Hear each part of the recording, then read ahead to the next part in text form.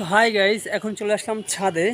এবং এই ছাদে যখন জল ঠল পড়ে তখন এখানে একটা সমস্যা হয়েছে। সেটা হচ্ছে ছাদের জলগুলো সব জল এইখান থেকে পড়ে যাচ্ছে। তো ছাদের একটা সাইড থেকে পড়ে যাচ্ছে এবং মেইন সমস্যা হচ্ছে যে এই ছাদটার পাশে হচ্ছে কি আমাদের বাসা। এখন মূলত এখানে একটু ঠিকঠাক করব এবং দেখি কতটা ঠিক করতে পারি। তো তারপরেও এখানে যা আছে তা দিয়ে মূলত ঠিক করার চেষ্টা করব। কিছু নুড়ি পাথর নিলাম হাতে এবং এই নুড়ি পাথরগুলো দিয়ে মূলত এই সিলগুলাটাকে আটকে দেব।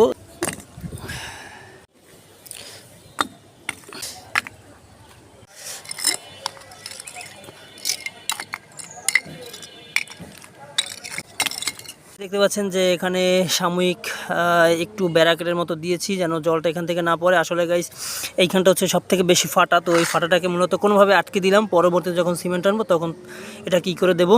অতিথি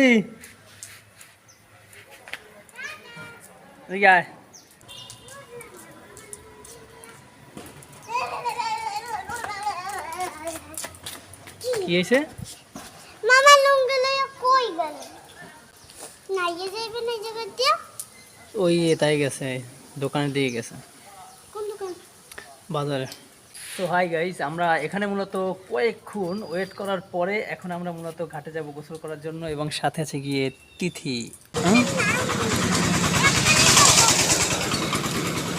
এক মিনিটও পাবি না। এই করে ঘাট ভালো না? বাতাস আছে, ঠান্ডা একটা পরিবেশ না?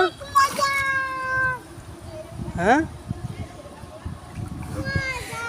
গাইস, দেখতে পাচ্ছেন যে আমাদের এখানে দিঘিটা কতটা বড়। হ্যাঁ টাটা দে। এই যে বের হইছো, ছাতা নিয়ে বেরা উচিত ছিল না?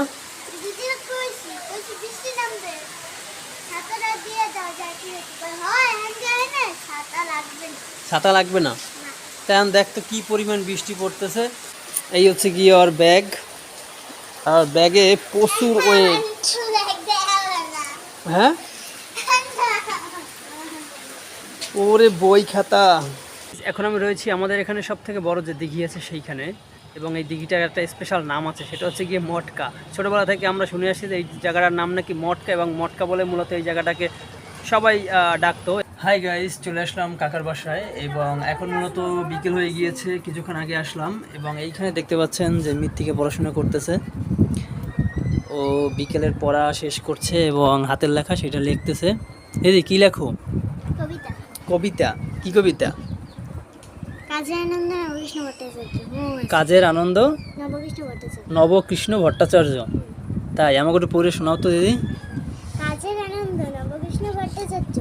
মৌমাছি মৌমাছি কোথা যাও নাচি নাচি, দাঁড়াও না একবার ভাই, ওই ফুল ফোটে বনে যাই মধু আহরণে, দাঁড়াবার সময় তো নাই। দিদি যাচ্ছে দোকানে, যাচ্ছে কেন দিদি? কির জন্য?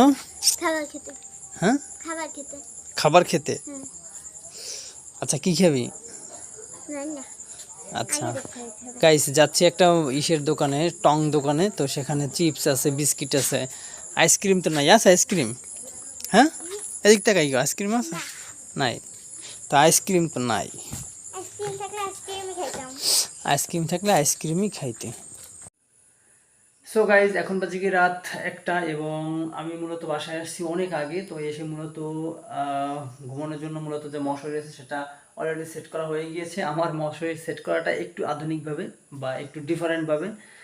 তো কারণ হচ্ছে গিয়ে এখানে মূলত মশারি টানার মতো সেই প্রপার ওয়েটা নাই, ঠিক আছে? এর জন্য তো গাইস, আজকে ব্লগটি এই পর্যন্তই। আই হোপ আপনাদের ব্লগটি ভালো লেগেছে। ভালো লাগলে অবশ্যই কিন্তু লাইক করবেন, সাবস্ক্রাইব করে আমাদের সাথে থাকবেন। দেখা হবে পরবর্তী ব্লগে, ততক্ষণ আমাদের সাথে থাকবেন। Thanks for watching, by.